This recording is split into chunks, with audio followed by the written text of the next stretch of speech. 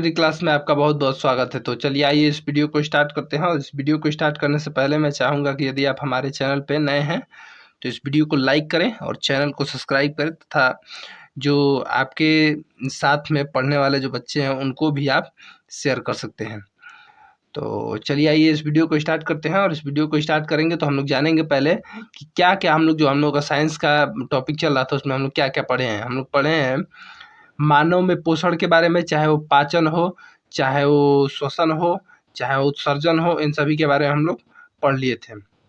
और आज हम लोग पढ़ने वाले हैं मानव परिसंचरण तंत्र के बारे में। मानव में जो परिसंचरण तंत्र होता है वो क्या होता है, और मानव का जो परिसंचरण तंत्र होता है वो किस प्रकार से कार्य करता है। तो इसको हम लोग आज पढ़ने वाले हैं। तो देखते हैं कि मानव जो परिसंचरण होता है वो क्या होता है, इसके बारे में हम लोग पढ़ लेते हैं। देखिए मानव परिसंचरण क्या होता है। मानव परिसंचरण जो होता है, यहाँ पे लिखा गया है कि मानव परिसंचरण में क्या क्या शामिल होता है। पहले हम इसको देख लेते हैं कि मानव परिसंचरण में क्या क्या शामिल होता है। देखिए मानव परिसंचरण में क्या शामिल होता है। हृदय शामिल होता है कि परिसंचरण में ही इसको रखा गया है। रक्त भी शामिल होता है, रक्त तो इसका मेन पार्ट है। रक्त समूह इसी में इसका अध्ययन किया जाता है। और रक्त दाब का भी अध्ययन मानव परिसंचरण के अंतर्गत ही किया जाता है। तो इन चारों जो पार्ट है इनका अध्ययन किसके अंतर्गत किया जाता है, मानव परिसंचरण के अंतर्गत किया जाता है, यानी कि सर्कुलेशन सिस्टम के अंतर्गत इसका अध्ययन किया जाता है। अब देखिए सबसे पहला जो है हृदय के बारे में हम लोग पढ़ लेते हैं, उसके बाद हम लोग रक्त के बारे में पढ़ेंगे। तो हृदय के बारे में हम लोग सबसे पहले पढ़ लेते हैं। देखिए हृदय क्या होता है। हृदय इंग्लिश में इसको बोला जाता है हार्ट। यह होता कहाँ है, इसकी स्थिति को हम देख लेते हैं। इसकी स्थिति होती है वक्ष गुहा, यानी कि जो हमारा सीना होता है वक्ष गुहा दोनों फेफड़ों के मध्य, यानी कि वक्ष गुहा में कहाँ होता है, दोनों फेफड़ों के मध्य हल्का सा बाईं ओर, इसीलिए बाएं सीने पर हल्का सा हाथ रखने पर, यानी कि हल्के से हाथ रखें बाएं सीने पर, तो हमारा जो हृदय है वह धड़कता हुआ हमें महसूस होता है। तो हृदय कहाँ होता है, वक्ष गुहा में। और कहाँ होता है, दोनों फेफड़ों के मध्य में हल्का सा क्या होता है, बाईं ओर झुका रहता है। तो हम लोग जान लिए कि हृदय की स्थिति क्या होती है। अब देखते हैं हृदय का आकार कैसा होता है। हृदय का आकार जो होता है बंद मुट्ठी के समान संरचना वाला होता है। कौन, हृदय जो होता है बंद मुट्ठी के समान संरचना वाला, यानी बंद मुट्ठी की आकृति का होता है। बंद मुट्ठी मतलब इस प्रकार की आकृति वाला हृदय होता है। तो इसको भी हमें याद रखने की जरूरत है। अब देखिए अब इसके बाद हम लोग पढ़ने वाले हृदय पर कौन सा आवरण होता है। देखिए हृदय की सुरक्षा करने वाला एक आवरण होता है जिसको बोलते हैं हृदय आवरण। हृदय को सुरक्षा प्रदान करने वाला एक आवरण होता है जिसको क्या बोलते हैं हम, हृदय आवरण बोलते हैं। और इसे ही बोला जाता है पेरिकार्डियम। इसे क्या बोला जाता है, पेरिकार्डियम बोला जाता है। यानी कि हृदय आवरण, यानी कि हृदय को सुरक्षा प्रदान करने वाली जो झिल्ली होती है उसे हृदय आवरण कहते हैं, या इसी हृदय आवरण को क्या कहा जाता है, पेरिकार्डियम कहा जाता है। अब बात कर लेते हैं कि हृदय में कोष्ठकों की संख्या कितनी होती है। देखिए हृदय के कक्षक, चूंकि हृदय जो होता है उसमें 4 कक्षक होते हैं, 4 कोष्ठक होते हैं। तो ये कक्षक कौन कौन से होते हैं, हृदय में कितने कक्षक होते हैं, 4 कक्षक होते हैं। और ये कक्षक जो होते हैं 2 ऊपरी कक्षक होते हैं और 2 निचले कक्षक होते हैं। ऊपरी कक्षक में अलिंद होते हैं, यानी कि दायां अलिंद और बायां अलिंद। और निचले कक्षक में 2 होते हैं, बायां निलय एवं दायां निलय। अब देखिए हृदय के बाएं भाग में शुद्ध रक्त या ऑक्सीजन युक्त रक्त का क्या होता है, प्रवाह होता है। किधर, हृदय के बाएं भाग में जो होता है वह किसका प्रवाह होता है, शुद्ध रक्त का प्रवाह होता है। ऑक्सीजन युक्त जो रक्त होता है उसका प्रवाह होता है। तो इसको भी हमें याद रखने की जरूरत है। बाएं भाग में शुद्ध रक्त या ऑक्सीजन युक्त रक्त का प्रवाह होता है। किस प्रकार से होता है आगे आने वाले चित्रों में हम देखेंगे। अब देखिए हृदय के दाएं भाग में क्या कहा है, हृदय के दाएं भाग में अशुद्ध रक्त या डीऑक्सीनेटेड रक्त, यहाँ पे ऑक्सीनेटेड रक्त रहता है और यहाँ पे डीऑक्सीनेटेड रक्त रहता है, यानी कि अशुद्ध रक्त रहता है। कहाँ है, हृदय के दाएं भाग में। बाएं भाग में तो शुद्ध रक्त रहता है, यानी कि ऑक्सीनेटेड रक्त रहता है। लेकिन यहाँ पे जो रहता है वो डीऑक्सीनेटेड रक्त रहता है, यानी कि अशुद्ध रक्त रहता है। अब देखिए आगे लिखा है कि हृदय का जो बायां भाग होता है फेफड़े से शुद्ध रक्त प्राप्त करता है। यानी कि बाएं भाग में यदि शुद्ध रक्त, बाएं भाग में अभी हम लोग पढ़े कि बाएं भाग में शुद्ध रक्त रहता है, तो ये शुद्ध रक्त मिलता कहाँ से है? हृदय के बाएं भाग में फेफड़े से शुद्ध रक्त प्राप्त होता है।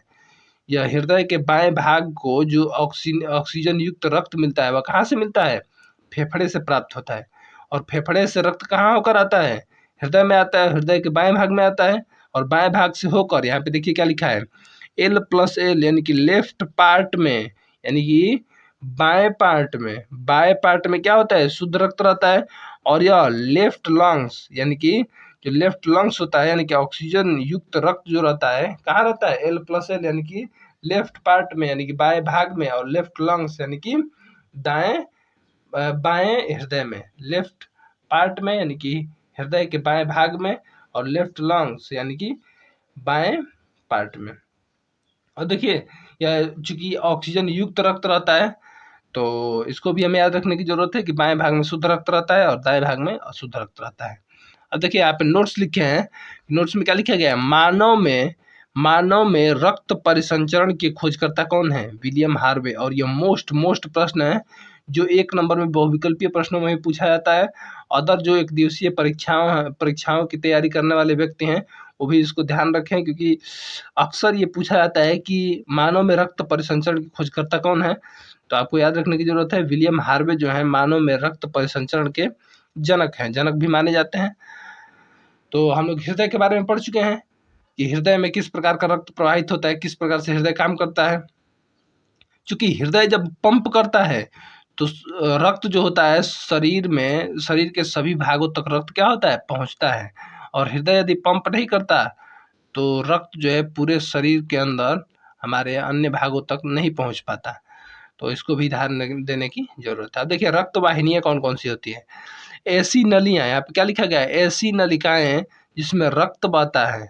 ऐसी नलिकाएं जिसमें क्या होता है? रक्त बहता है, उन्हें हम रक्त वाहिनियाँ कहते हैं। जिनमें रक्त बहता है उसे हम क्या कहते हैं? रक्त वाहिनियाँ कहते हैं। और रक्त वाहिनियाँ जो होती हैं वो 3 प्रकार की होती है। एक होती है धमनी, एक होती है सिरा, और एक होती है केशिका।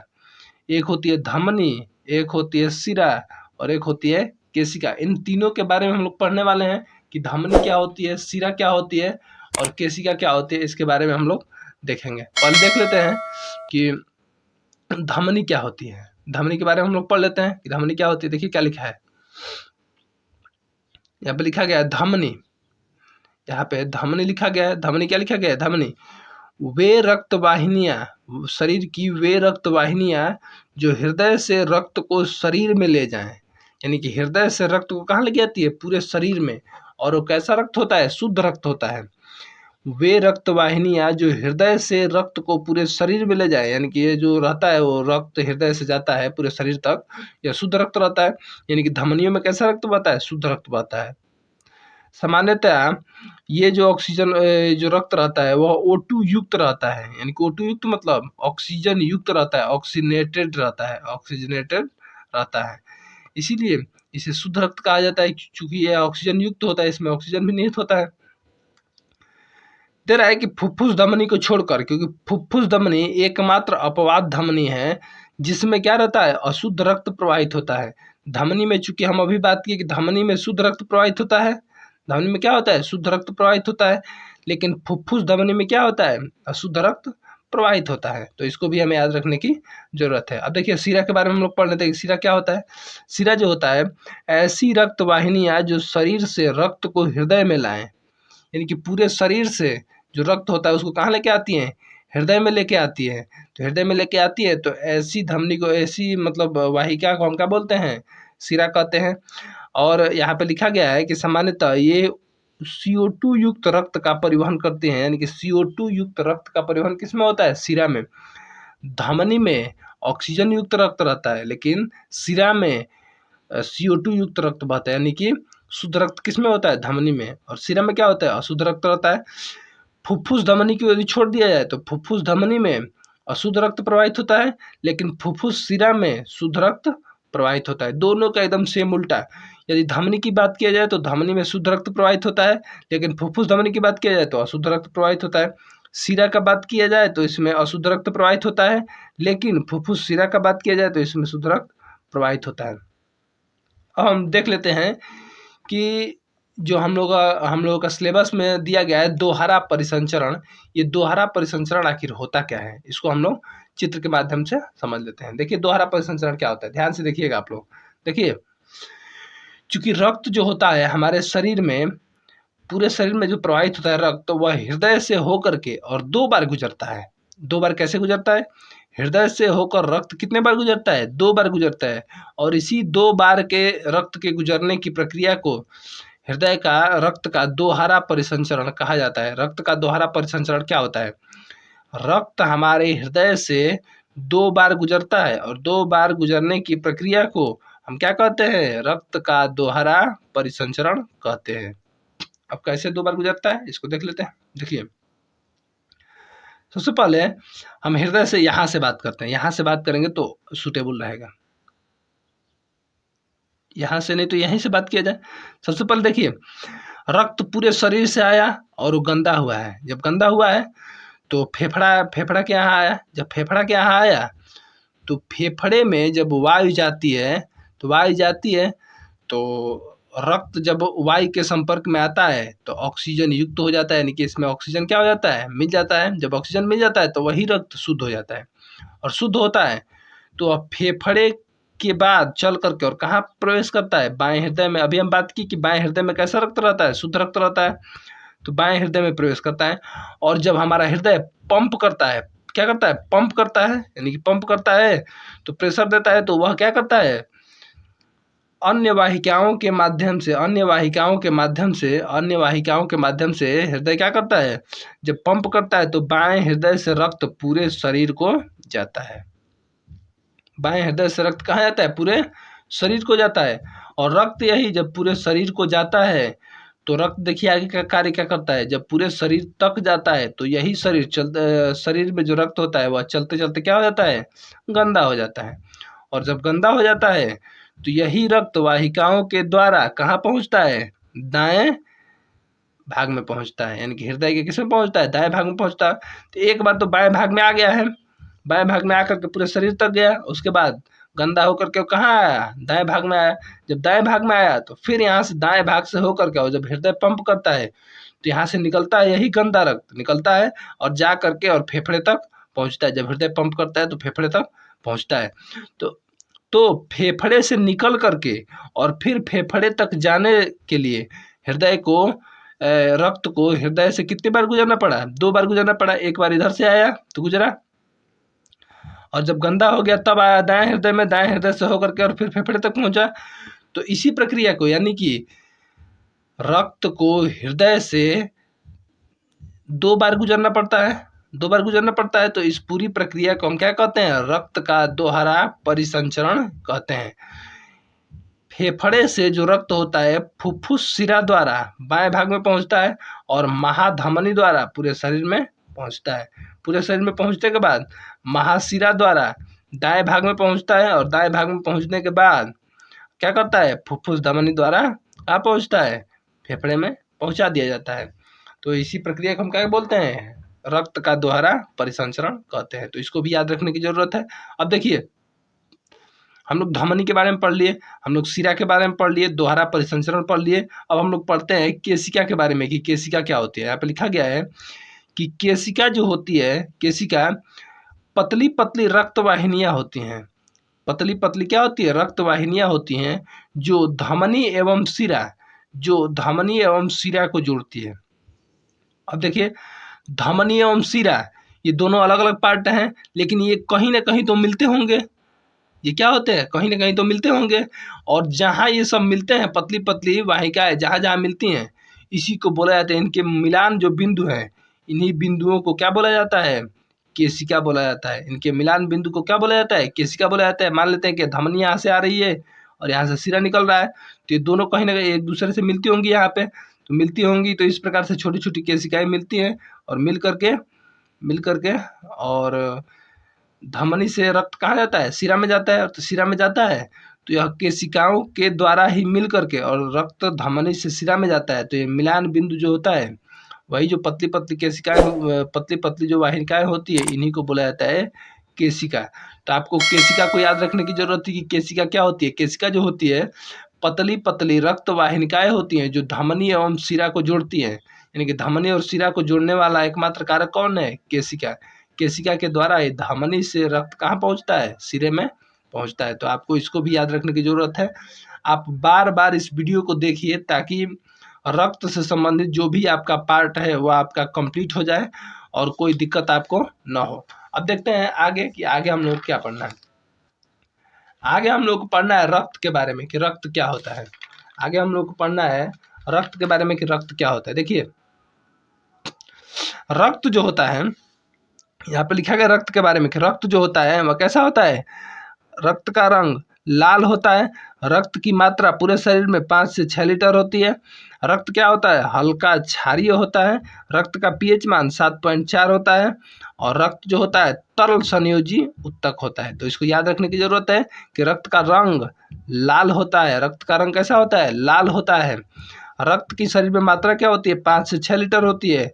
रक्त जो होता है वो हल्का क्षारीय होता है जो 7.4 पीएच मान रखता है और रक्त जो होता है तरल संयोजी उत्तक होता है। अब देखिए रक्त के बारे में यहाँ पे कहा गया है कि रक्त जो होता है, रक्त के 2 भाग होते हैं। रक्त के कितने भाग होते हैं? 2 भाग। एक होता है प्लाज्मा और एक होता है रक्त कोशिकाएं। तो रक्त में जो प्लाज्मा होता है वह कितना भाग होता है? लगभग 90% भाग जो होता है लगभग। देखिए रक्त में जो प्लाज्मा होता है, प्लाज्मा वो लगभग 55% भाग होता है। 55% भाग प्लाज्मा होता है और 45% भाग जो होता है वह क्या होता है? रक्त केशिकाएं होती है। अब देखिए ये प्लाज्मा जो होता है 55%, इसका 90% जल होता है और अन्य जो होते हैं वो कितने होते हैं? 10% होते हैं। अब रक्त कोशिकाएं जो होती है यह क्या होती है? रक्त का ठोस भाग होती है और इसी ठोस भाग में आरबीसी, डब्ल्यूबीसी और प्लेटलेट्स कणिकाएं होती हैं। रक्त प्लाज्मा में नहीं होते हैं, रक्त कोशिकाओं में ही आरबीसी, डब्ल्यूबीसी होती हैं। अब देखिए इसको देखने के बाद हम लोग देख लेते हैं कि आरबीसी क्या होती हैं। आरबीसी जो होती हैं लाल रक्त कणिकाएं होती है। आरबीसी रेड ब्लड कार्पल्स यानी कि लाल रक्त कणिकाएं यानी कि लाल रुधिर कणिकाएं। ये जो लाल रुधिर कणिकाएं होती हैं वह दे रहा है कि सर्वाधिक मात्रा में उपस्थित रहती है। कहाँ पे? रक्त में यदि सर्वाधिक मात्रा में कोई उपस्थित हो तो वह होती है कौन? लाल रुधिर कणिकाएं। और लाल रुधिर कणिकाएं सर्वाधिक मात्रा में उपस्थित रहती है। यह जो कणिकाएं होती है केंद्रक विहीन होती है, यानी कि इसमें केंद्रक नहीं होता है। ये लाल रंग की होती हैं। इनका जीवन काल जो होता है लगभग 120 दिन का होता है। किसका जीवन काल? लाल रक्त कणिकाओं का जीवन काल लगभग 120 दिन होता है। और इनका निर्माण कहाँ होता है? अस्थि मज्जा में इनका निर्माण होता है। इनका निर्माण कहाँ होता है? अस्थि मज्जा में इनका निर्माण होता है। आप कमेंट बॉक्स में बता सकते हैं कि अस्थि मज्जा में इनका निर्माण होता है, लेकिन यह मरती कहाँ है? क्योंकि लाल रक्त कणिकाओं का कब्रिस्तान भी कहा गया है, एक शब्द प्रयोग होता है। तो आप कमेंट बॉक्स में लिंक पिन करके और बता सकते हैं कमेंट करके कि उनका कब्रिस्तान, लाल रक्त कणिकाओं का कब्रिस्तान किसे कहा गया है। अब देखिए श्वसन वर्णक, श्वसन वर्णक जो होता है उसे बोला जाता है हीमोग्लोबिन। हीमोग्लोबिन की उपस्थिति के कारण O2 का परिवहन होता है, अर्थात इसी को श्वसन वर्णक कहा गया है। अगर शरीर में हीमोग्लोबिन नहीं रहता तो O2 का परिवहन नहीं हो पाता। यही क्या करता है? O2 को अवशोषित कर लेता है और शोषित करने के बाद पूरे शरीर तक इसका परिवहन कराता है। तो इसको भी आपको याद रखने की जरूरत है। अब देखिए WBC क्या होता है। WBC जो होता है श्वेत रुधिर कणिका यानी कि व्हाइट ब्लड कार्पल्स यानी कि श्वेत रुधिर कणिकाएं। ये जो कणिकाएं होती है रंगहीन होती है। इनका जीवन काल लगभग 5 से 6 दिन होता है। अब देखिए ये जो होती है केंद्रक युक्त कणिकाएं होती हैं। ये जो होती हैं केंद्रक युक्त कणिकाएं होती हैं और ये रोगाणुओं से शरीर की रक्षा करना इसका कार्य होता है। तो इसका कार्य क्या होता है? रोगाणुओं से शरीर की रक्षा करना। और इसकी कमी से एड्स होता है, अधिकता से कैंसर हो सकता है। यदि आपके शरीर में WBC की कमी हो जाए तो आपको क्या हो सकता है? एड्स हो सकता है। और यदि इसकी अधिकता हो जाए तो आपको कैंसर होने के साथ चांसेस बहुत क्या हो जाते हैं? बढ़ जाते हैं। तो WBC के बारे में भी आप इसको देख सकते हैं और देख करके और चाहे तो नोट्स भी बना सकते हैं। यदि आपके पास समय नहीं है तो 20 से 25 मिनट का ये वीडियो बनेगा। इसको आप बार बार दोहराते रहिए, दोहराएंगे तो आपका जो कॉन्सेप्ट होगा वो क्लियर हो जाएगा। अब देखिए हम लोग आरबीसी के बारे में पढ़ लिए, WBC के बारे में पढ़ लिए। अब हम पढ़ते हैं प्लेटलेट्स कणिकाओं के बारे में कि प्लेटलेट्स कणिकाएं क्या होती हैं। प्लेटलेट्स कणिकाएं जो होती हैं यह कोशिकाओं के टुकड़े होती हैं। क्या होती हैं? कोशिकाओं के टुकड़े होती हैं। और इनका कार्य क्या होता है? रक्त को थक्का बनाना। रक्त को थक्का बनाने का कार्य किसका होता है? प्लेटलेट्स कणिकाओं का होता है। प्लेटलेट्स कणिकाएं, चूंकि कणिकाएं जो होती है वो 3 प्रकार की होती है, आरबीसी, डब्ल्यूबीसी और प्लेटलेट्स। तो आरबीसी का कार्य क्या होता है? आरबीसी का कार्य O2 का परिवहन, और डब्ल्यूबीसी का कार्य शरीर के प्रतिरक्षा तंत्र को बनाए रखना, और प्लेटलेट्स का कार्य रक्त को थक्का बनना, इसका कार्य होता है। अब देख लेते हैं कि रक्त समूह क्या होता है। रक्त समूह जो होता है, रक्त समूह के खोजकर्ता जो है कार्ल लैंडस्टीनर है। रक्त समूह के खोजकर्ता कौन है? कार्ल लैंडस्टीनर है। चूंकि रक्त जो होता है अलग अलग पार्ट में पाया जाता है और अलग अलग तरह का पाया जाता है। विभिन्न व्यक्तियों में विभिन्न प्रकार के रक्त पाए जाते हैं, तो इसी को बोला जाता है रक्त समूह। और रक्त समूह कौन कौन से होते हैं? रक्त समूह जो होते हैं ए हो सकता है, बी हो सकता है, ए बी हो सकता है और ओ हो सकता है। तो रक्त समूह जो होता है वो 4 होता है, ए बी और ए बी और ओ। ए जो होता है एक रक्त समूह होता है, बी भी होता है और ए बी जो होता है और ओ, ये 4 रक्त समूह होते हैं। इसमें प्रतिजन कौन होते हैं? प्रतिजन जो होते हैं ए का ए होता है, बी का बी होता है, ए बी का ए बी होता है और ओ का कोई प्रतिजन नहीं होता है। तो इसको भी आपको याद रखने की जरूरत है। अब देखिए एंटीबॉडीज किसकी होती हैं। ए का एंटीबॉडी जो होता है वो बी होता है और बी का एंटीबॉडी ए होता है, यानी कि एक दूसरे के विपरीत होते हैं। और ए बी का कोई एंटीबॉडी नहीं होता है। ओ का जो प्रतिजन होता है वो ए और बी क्या हो सकते हैं? दोनों हो सकते हैं। रक्त समूह ओ जो है उसको सर्वदाता कहा गया है। सर्वदाता क्यों कहा गया है? क्योंकि यह रक्त समूह सबको चढ़ाया जा सकता है, यानी कि यह रक्त समूह ए को भी दिया जा सकता है, ओ को भी दिया जा सकता है और बी को भी दिया जा सकता है, सबको दिया जा सकता है। लेकिन सर्वग्राही किसको कहा गया है? ए बी को सर्वग्राही कहा गया है क्योंकि यह सबका रक्त समूह ले सकता है, किसी को दे नहीं सकता है। अब देखिए RH फैक्टर क्या होता है। RH रक्त समूह जो होता है एक प्रकार का एंटीजन होता है और यह एंटीजन जो होता है लगभग 85% लोगों में पाया जाता है। 85% लोगों में क्या कहा जाता है? पाया जाता है।